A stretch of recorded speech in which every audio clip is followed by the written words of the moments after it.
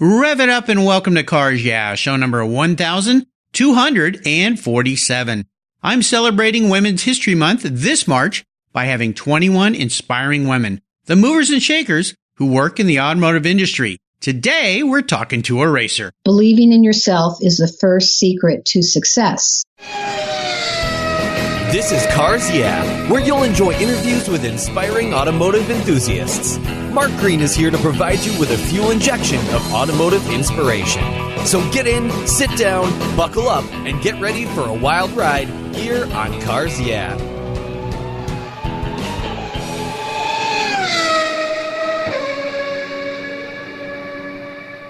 Hey, this is Mark Green. Join me at the Classic Auto Show in Costa Mesa, California, this March 16th and 17th at the Orange County Fair and Events Center. I'll be the celebrity stage MC conducting live interviews with past Cars Yeah guests, including Adam Carolla, the Grand Marshal, Dave Kindig from Bitchin' Rides, Wayne Carini from Chasing Classic Cars, Mark Warman from Graveyard Cars, Mike Finnegan from Roadkill, Bogey from All Girls Garage, Big Mike, Import Tuner and Builder, and Lynn St. James, an iconic race car driver. I hope I'll see you at the Classic Auto Show. For more information, go to theclassicautoshow.com. That's theclassicautoshow.com. Hello, automotive enthusiasts. I'm revved up and so excited to introduce today's very special guest, calling in from beautiful Beverly Hills, California, Lisa Clark. Lisa, are you buckled up and ready for a fun ride? Yes, I am. All right. Lisa Clark is a race car driver who was born in Phoenix, Arizona. She grew up participating in desert motorsports from a very young age. Being raised by a single father, she spent weekends riding dirt bikes, playing in the garage, and working around cars with her dad. Today, the mother of two daughters, Lisa has always had a passion for motorsports, but being a mother took up most of her time, so it wasn't until a little later in her life she started racing. She's worked her way up through the ladder in the racing world and currently drives an amateur, I should say, in the Ferrari Challenge Series. Very, very cool. So, Lisa, I've told our listeners just a little bit about you. Before we jump into the questions, would you take a brief moment and share a little bit more about your career and your passion for racing automobiles? I'm happy to do that, Mark. Thank you for having me. You bet. It's been a really great, exciting journey for me, especially at my later stage in life. As you've mentioned, I've always had a passion for cars and engines and of all types. And being raised by a father really helped me grow that passion. And probably I always tell people, if I would have had a mom in that world, I probably would not be where I am today in racing.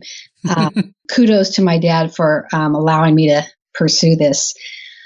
Really, for me, it was just kind of a journey building into finding a way at some point in my life, if I could, to be able to jump in a race car and experience that kind of feeling. Once my daughters grew up, I was able to kind of find a way, being encouraged at the time by my husband saying, let's do this. I think you have the time now, and we kind of have a little financial where we can support your passion. So that's kind of how I got the ball rolling. Very cool. Well, very fortunate to have a husband that said, hey, you want to go racing? Sure, let's go racing. I mean, that's very cool to support you in that way. And, my wife ran into the same thing when our kids grew up, kind of empty nest. She had quit her longtime career as an engineer to stay home and raise the children. And then afterwards, she's like, I need to go do something. There's only so much sitting around you can really do. And I was working full time and gone all the time. And so finding something you're passionate about at a different point in life and making a pivot to do something really exciting and fun like you've done is a great inspiration. Well, as we continue on your journey, I always like to ask my guests for a success quote or a mantra. This is some kind of saying that's been instrumental in forming your life and your success, and it's a nice way to get the inspirational tires smoking out on the track here at Cars Yeah. So, Lisa, take the wheel. Oh, happy to. There are so many great quotes out there that people can grab onto. The one that I actually even have it on my Facebook page because I just felt like that kind of encompassed what I believed. And it's believing in yourself is the first secret to success. And really, that's kind of the baseline for me. And I think if you can't find that inner place where you really feel like you can find a way to succeed at something you like, then you're not going to get there. And for me, that's kind of the quote that my mantra, I should say, my mantra. Yeah, yeah. Well, it's a great way to live. You remind me a little bit about of a great guest I had in the past. Do you know who Renee Brinkerhoff is? I do not. Oh, you've got to get to know her. She was at home raising kids, and the kids were gone. And one day she was folding laundry, thinking, "What am I going to do with my life?" She was, I think, about 54 at the time, and she said, "You know what? I think I might want to go race a car." And she had never raced a car. Well, she has since then. And she's been a guest here on the show, so people can go back and listen to her story, find her out there. She bought a little Porsche 356, and she's literally raced it on every continent around the world. Started with Carrera Panamera, and then has gone on to race that car all over the place. A very inspiring story, like yourself, that she just decided, I'm going to go out and do something for myself now. Right. And go fast and drive. So no doubt your mantra worked very well into Renee's life, but I'm going to have to introduce you two because I think you two would get along. Oh my gosh, I'd love to meet her. Yeah, she's a wonderful woman, just fantastic. I have had the pleasure of meeting her during Car Week down at the Quail. She had her car at that event and ran into her at the concourse event on Carmel, on the avenue there. She had her car there too. So I will introduce you two. Oh, definitely. You would get along just great. Well, let's go back in time a little bit. I know growing up where your dad was into cars, you're out on bikes in the desert having fun. What a wonderful childhood. Is there a specific story, though, as you remember it, when you knew that you were going to be a car gal or a bike gal or a gal that likes to drive really fast? Well, one of the places, yes, actually, that kind of is embedded in my heart was my dad used to like to go to drag races. So we would go watch those on weekends and in the nighttime, which was super fun too. And there was a woman there that, and I was a young girl, and her name was Shirley Muldowney. And she was a drag racer. I got to meet her as a little girl because we would go and stand and watch the races. And so after one of the races one night, I had an uncle who knew her, and so he took me over to her, and I met her. And I just remember looking up at her and just, she stood in front of this badass car. And, just as a little girl, I just was amazed that she got in that car and went, the speed that she did. And hearing that sound and seeing her in her suit and get out and with her helmet was just like, oh my gosh, who is it? I want to be that person. She was cool to me. And she was kind of the one that kind of, in my mind later in life, kind of showed me what you can do, even as a woman, that it's like, wow, I can do that. There's got to be a way I can do that. What a cool thing. And I love that, especially for young girls when they can see there's a path into a field where it's mostly dominated by men and that there are women pioneers. I mean, Shirley Muldowney was one of them. Lynn St. James, of course, who's been a guest on the show and will be a guest very shortly again. She's going to return. In fact, I'm going to be able to interview her at the Classic Auto Show in Costa Mesa this month, which will be pretty darn cool. I'll be up on the stage as the MC interviewing people, and I'm so happy to be able to see Lynn again. But these women that create possibility, and it's the same for young boys with men or with women, whatever, just to look at what they're doing and say, well, maybe I can go do that someday. And Lisa, here you are, driving cars around tracks. So you made it. Woohoo! Right, exactly. Yeah. It was a path that I obviously didn't partake until later in life. But, along the way in my years of growing up and moving out from my dad, obviously, I had some moments where I was playing around with cars and had guy friends in high school and started doing some autocross stuff, which was really fun in parking lots. So I just kind of would jump in here and there in different aspects of cars. So that definitely helped. Yeah. To kind of get me to where I am today. Yeah, very cool. I love it. Let's take a look at some of the roads you've driven down and maybe talk about a challenge or even a failure that you faced along the way. Some kind of hurdle that you came up against that challenged you a bit. The most important part of the story, though, that I want you to emphasize is what did you learn from it so that you can move forward? So walk us through one of those things, would you? Well, I can think of one off the top of my head that just kind of popped in recently, even though I was going to maybe mention another. And that was, I had a pretty bad motorcycle accident. It was in '82 on the streets. Not my fault, but anyway, someone didn't see me, a woman. But anyway, being in that crash and being able to come out of it it took a lot of healing because I got pretty damaged.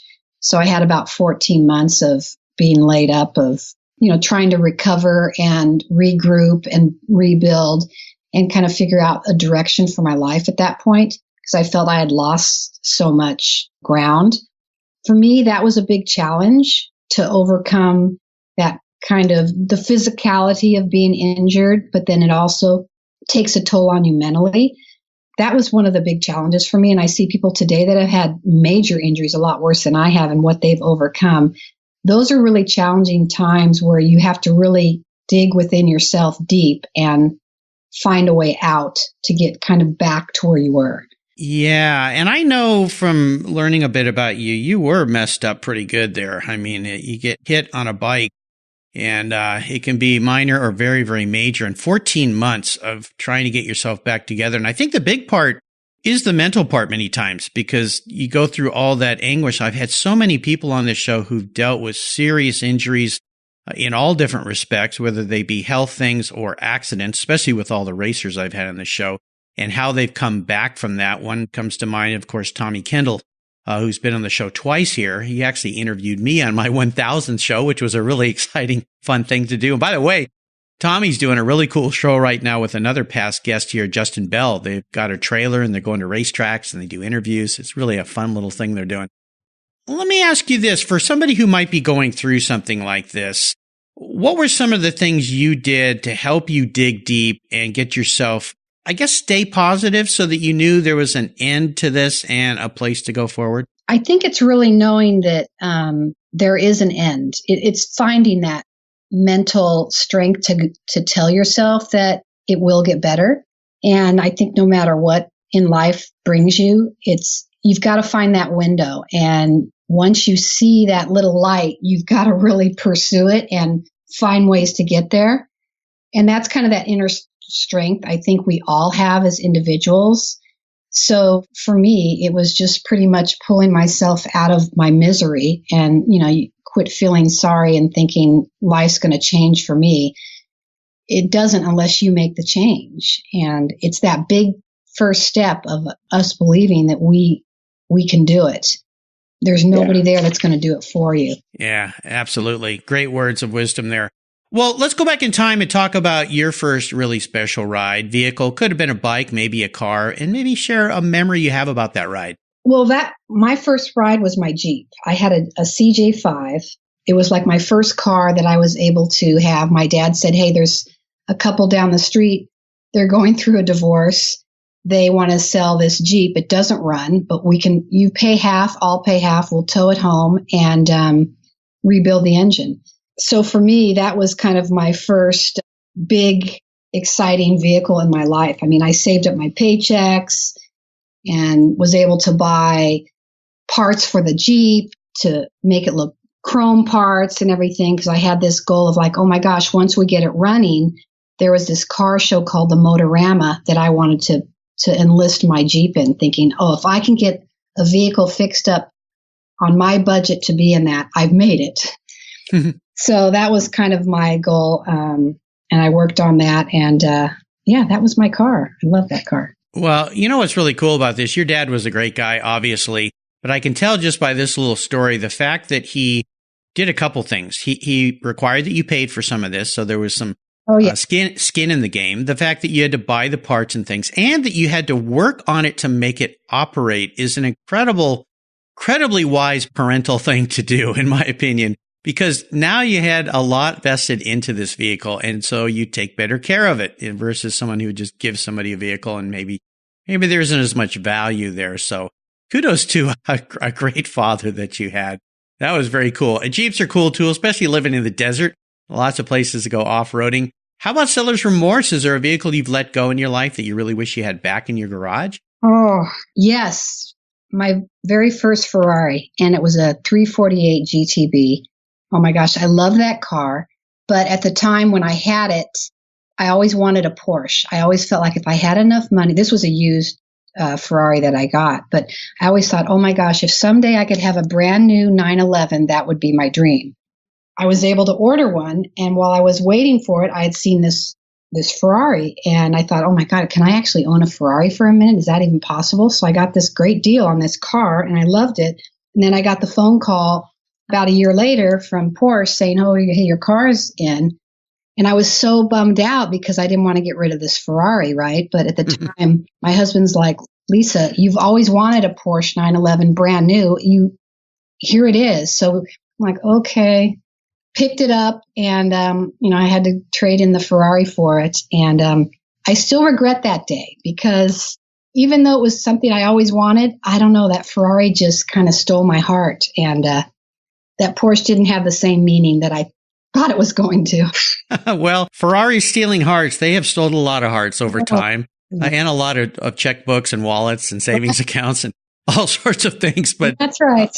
Well, I'm a big Porsche fan, so I'm happy you got a new 911. That's my dream someday is to order one. I've had lots of 911s over the years, but I've never been able to go in and order one. They just keep raising the price every year. It's like, geez, it's incredible. I do have a Porsche, I have to say. I have a track car that I play around with. They're great cars. Oh, yeah. Their car you can just get in, drive to the track, drive, come home. Exactly. But having even a dedicated track Porsche is even better. So kudos to you for that. Very fun. Well, I would love for you to talk a little bit about what has you excited this year with cars, and specifically, perhaps for those listeners out there that aren't real familiar with the Ferrari Challenge Series, talk a little bit about this series that you're racing in, what it means, how it all works, and how much fun you're having. Well, being able to race in Ferrari Challenge is a great place to be because there are all levels of racing as an amateur. For me, getting to race in Challenge was kind of my goal. But I wanted to make sure when I did jump in that I wasn't going to be in the very bottom because I think anyway, as a woman in motorsports, you are facing other challenges as well. So to earn that respect, you kind of need to be in a respectful racing level. But with saying that, it does offer, well, the car is amazing, first of all, and it's very professionally run and it's a national and international series. So you get to race on great tracks. You have great opportunities to be on tracks that you would never think you'd be able to be on at the level you are as an amateur. So with that being said, those are some big perks that Challenge has to offer. And then the people that you are racing against, you become close to some, and because you're coming from all walks of life and you all share that same passion, and you really do realize that in racing, there is a level of respect there, and everyone is really good about that in this series. I've not really come across anyone that didn't respect the craft and that would appreciate why you were there, because we're all paying a lot of money. It's very expensive to race, and in that series it is too, and those cars obviously are a lot of money. It's been a really great experience, and it's a hard one to leave because you really do reach a level of camaraderie amongst all the race car drivers that you're competing against at all levels. It's been a lot of fun. No doubt. Now, what type of Ferrari are you driving? The last couple years, I've been in the 458 Challenge car, but now we've moved to the next generation. This year, I'm jumping in the 488. They started that up last season, but I remained in the 458 car. Just purchased the new one. So this season, which starts in a couple weeks, I'll be in the 488. Oh my gosh. So cool. I mean, this is so cool. And it's a very serious challenge series too. I will say I've had several friends and many people on the show that race Ferrari Challenge. This is real racing. I mean, people get out there. They're very good drivers, very skilled. But I love the fact that, like you said, people respect each other. There's a camaraderie there. Since there's no big prize money at the end of the day, it's just the accolades of, hey, good job, or we're having a good dice in the middle of the track or at the front of the track or wherever you are on the track.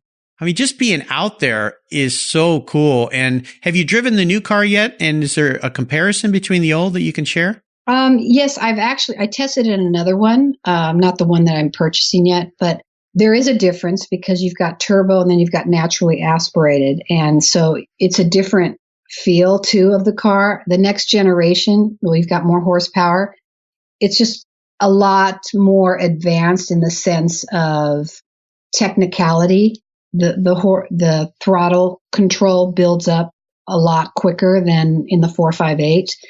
The 458 has a grittier feel, it feels more old school racing, where the 488, you've got cameras inside. So you don't, your mirrors are a screen to look behind you. It's a different sound. So you're getting used to a different sound, different braking. So there's some things that are different for sure. Absolutely. And how many races do you hope to participate in this year? Well, this season has 6 race weekends, and then finals are in Europe. And I'm jumping into Le Mans in June, just kind of in that car with a couple other teammates. So that's going to be fun. We're going to be in the opening race for the 24-hour, which isn't on the schedule normally for Ferrari. But so that I'll add that on my season. Can't pass that one up. No, man, Lisa, you have a year ahead of you. This is so exciting. Oh, I'm jealous. I want to be there. That is so cool. So cool. Well, and to go and run that track, Le Mans, before. Oh, right. Yeah. Oh, my gosh. What a great year this is going to be. Well, we wish you the greatest successes. Are a way that people can follow along with your racing? Do you have a website, or do you do it on Facebook, or how can people keep up with how you're doing? I have an Instagram. It's racer.mom. That's kind of a good way to reach out and I try to plug in stuff that I'm doing once my season hits. I am on Facebook. Happy to have followers there. It's really been great, the Instagram, because I find that people that are trying to get into racing, they'll reach out. And I had done this show, a Netflix show called Fastest Car. And from that show, I had a lot of interest from a lot of younger girls, which was really great to see, because I really, that's a big passion of mine, is inspiring not only women, but young girls in motorsport. Yeah. Oh, this is so cool. Wonderful. Well, Lisa, up next is the last lap. Before we put the pedal to the metal, let's say thank you to today's Cars Yeah sponsors. Hey, Cars Yeah, I'm a huge fan of Covercraft. I've protected my vehicles with their products for decades. Want to keep your vehicle's interior looking new? It's easy with Covercraft seat covers. They'll protect your seats from the daily abuse of pets, children, weekend adventures, and even those everyday spills. It's a fast, easy, and inexpensive way to keep your vehicle looking new. All Covercraft seat covers are easy on, easy off design that are machine washable. You can choose from many fabric options, colors, and accessories, all designed and carefully sewn for your special vehicles. Their seat gloves are semi-custom fit for cars and trucks, and their seat savers, a favorite of mine, are custom tailored to fit your seats like a glove. Work truck seat covers are tough, durable, denim weight fabric. It's like putting a pair of rugged jeans on your truck's seats. Want to stay warm? Covercraft also offers seat heaters. Covercraft is the right choice. Learn more today at covercraft.com and tell them Mark at Cars Yeah sent you. That's covercraft.com. Are you looking for a way to get your products or services into the ears of thousands of automotive enthusiasts around the globe? I can help. This is Mark Green here at Cars Yeah, and I'd be honored to be an influencer and ambassador for your brand in a unique and personal way. 5 days a week, thousands of subscribers and listeners enjoy the Cars Yeah podcast and website. Contact me today and I'll show you how at mark@carsyeah.com, or connect with me through the Cars Yeah website at carsyeah.com. Hey, Mark Green here from the Cars Yeah podcast. Did you know you can now see me on the Cars Yeah TV show? That's right. Cars Yeah is now on MAV TV. I visit some of the past Cars Yeah guests and take you along for the ride. Go to mavtv.com to learn more, where you can enjoy Cars Yeah TV. MAV TV is also available on DirecTV, Fubo TV, Fios by Verizon, or you can stream it through mavtv.com online. And they said I only had a face for podcasting.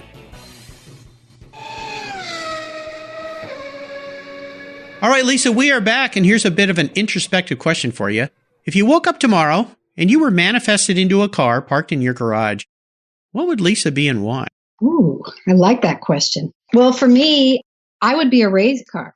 I mean, I think that is to imagine myself with a great driver in my seat and to do a checkered flag or qualify on pole and make podium because I had this great driver and I was a great car and we just kind of shared this bond. That would be my choice. No doubt. I kind of thought you might answer it that way, but most definitely Lisa's a race car.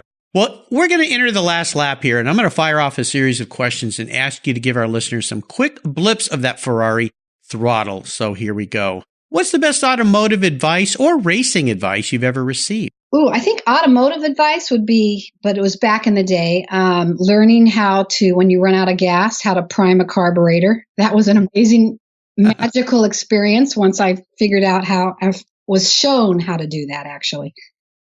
Well, I still receive that racing advice from my coaches, and that's all about carrying speed at exit of the apex. Oh, yeah. Yeah. Very, very Never important. do that well enough. So that's a constant challenge and advice that I have in my brain constantly when I'm on the track. Absolutely. That's why they call it the Ferrari Challenge. That's it. Would you share one of your personal habits you believe has contributed to your successes over the years? Oh, sure. I would say listening and being curious is really one of my habits that I would recommend for anything you want to learn in life. It's all about listening and asking the questions, and you're just trying to learn all you can about what it is you want to succeed in or achieve. Those would be my two things. Listen, listen, listen. Yeah, so important. My regular listeners know this of me, but I love Stephen Covey's seven habits of highly effective people. And habit 5 is just that. First, listen to understand, then speak to be understood. So you've applied that very well to your success in life, for sure. How about a resource? There's a lot of great resources these days. Is there one you'd like to share with the listeners? You know, there's one I really recommend, and his name is Ross Bentley.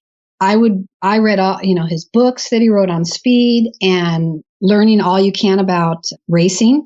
And then he also has a website, and he constantly puts stuff out. I would say join, and he's constantly putting periodicals and podcasts and everything you want to know about car mechanics and racing. Yeah, Ross is a good friend of mine. He lives just up the road from me here, actually, and I've known him forever. When I first started racing vintage cars, some friends bought me his first books, which were great guides for me on how to be a better driver. And when he wanted to get into a podcast, he actually came down, and I spent a day with him here at my home where I podcast from to help him learn how to do that. And he's since launched his own podcast, which is very cool. So yeah, if you're into racing, Ross Bentley, Speed Secrets, that's the guy to go to.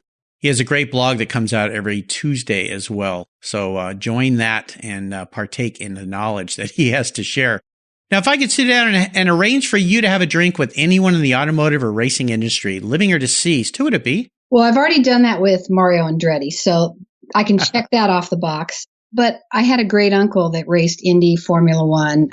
He was a Hall of Fame sprint car driver. So that would be, and I never got to meet him because he was killed in the 60s in racing, but he would be the one I'd want to sit down and really get to know. What's his name? Don Branson was his name. There you go. That would be very cool indeed. Very nice. Well, how about a book? Is there a book you've read that you think our listeners should read? I mean, for me, the Speed Secrets are great books for racing. I would hit all those and read all those. Absolutely. Again, great books by Ross. Shout out to Ross. He does a great job of helping people learn how to drive better, faster, safer. Well, I'll remind you, listeners, you can find all these great resources Lisa's been so kind to share on her very own Cars Yeah show notes page. Just go to carsyeah.com, type in Lisa Clark, and those pages will pop up with all these great links. All right, Lisa, we are up to the checkered flag, and this last question can be a bit of a doozy. Today, I'm going to buy you a very cool collector car. Not a race car, but a collector car. Something fun to drive.